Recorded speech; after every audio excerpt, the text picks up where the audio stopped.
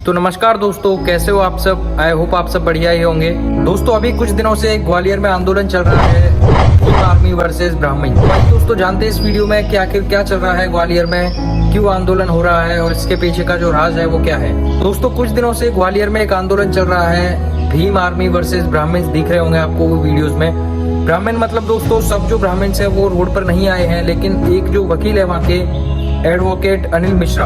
और उस आंदोलन में दोस्तों ये कहा जा रहा है कि जो भारत का संविधान है, जो इंडियन कॉन्स्टिट्यूशन है, वो डॉक्टर भीमराव अम्बेडकर ने नहीं बल्कि BN राव ने लिखा है। तो डॉक्टर भीमराव अम्बेडकर ने ये कहा है कि मुझे जो क्रेडिट दिया जाता है कॉन्स्टिट्यूशन का, वो मुझे नहीं बल्कि BN राव को मिलना चाहिए। तो आज के समय में लोग यही मानते हैं कि अपने देश का जो संविधान है वो डॉक्टर भीमराव अम्बेडकर ने लिखा है। और दोस्तों इसी चीज को लेकर वहाँ पर विवाद चालू है, बहुत ही ज्यादा संख्या में लोग आ रहे हैं वहाँ पर।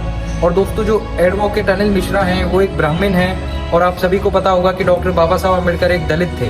तो एडवोकेट अनिल मिश्रा का मानना ये है कि अपने देश का जो संविधान है वो BN राव ने लिखा है, ना कि डॉक्टर भीमराव अम्बेडकर ने। दोस्तों जो BN राव थे उनका पूरा नाम है बेनेगल नरसिम्हा राव। तो दोस्तों वो अपने इंडियन कॉन्स्टिट्यूशन के एक एडवाइजर थे।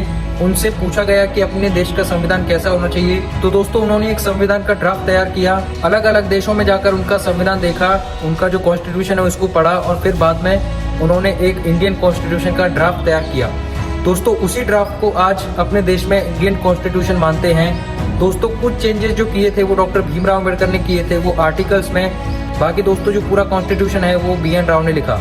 अब दोस्तों हर कोई इस बात को नहीं मानने को तैयार होगा, इसलिए वहाँ पर विवाद शुरू है ग्वालियर के अंदर, एडवोकेट अनिल मिश्रा वर्सेस पूरा दलित समाज। और दोस्तों यहाँ पर एक बात देखने वाली है कि एडवोकेट अनिल मिश्रा ने अपने खुद के ऊपर एक FIR करवा ली है, ताकि वो कोर्ट में जाएं और वहाँ पर बताएं कि असली फादर ऑफ कॉन्स्टिट्यूशन कौन है। तो आपका क्या मानना है दोस्तों इसके बारे में कि असली इंडियन फादर ऑफ कॉन्स्टिट्यूशन कौन है, डॉक्टर भीमराव अम्बेडकर या फिर BN राव। दोस्तों BN राव से कहा जाता है कि एक इंडियन कॉन्स्टिट्यूशन का ड्राफ्ट तैयार कीजिए, तो उन्होंने ड्राफ्ट तैयार किया, और फिर उसके बाद BN राव ये देश छोड़कर चले गए। हमेशा के लिए नहीं, लेकिन किसी कारणवश वो ये देश छोड़कर चले गए।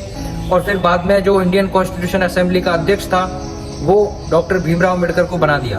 दोस्तों असेंबली में खड़े होकर डॉक्टर भीमराव अम्बेडकर ने ये बात खुद कही कि पूरा क्रेडिट मुझे मत देना कॉन्स्टिट्यूशन का, इसमें पूरा जो क्रेडिट है वो BN राव का है, बेनेगल नरसिम्हा राव। लेकिन दोस्तों उस टाइम पे इस बात को इग्नोर कर दिया गया, और फादर ऑफ कॉन्स्टिट्यूशन आज भीमराव अम्बेडकर को माना जाता है। तो इसी चीज को लेकर विवाद शुरू है वहाँ पर कि भारत रत्न की जो उपाधि है वो डॉक्टर भीमराव अम्बेडकर से ले ली जाए, और जो फादर ऑफ कॉन्स्टिट्यूशन उनको बोला जाता है वो उन्हें ना बोला जाए। तो आपका क्या कहना है इसके बारे में, एक बार कमेंट करना। आपका क्या मानना है, आखिर असली फादर ऑफ कॉन्स्टिट्यूशन कौन है, डॉक्टर भीमराव अम्बेडकर या फिर BN राव। अगर आपको ये वीडियो पसंद आई हो तो इस चैनल को सब्सक्राइब और वीडियो को लाइक करना और शेयर भी करना दूसरों के लिए, ताकि उनको भी पता चल सके। तब तक के लिए दोस्तों बाय, मिलते हैं किसी नेक्स्ट वीडियो में।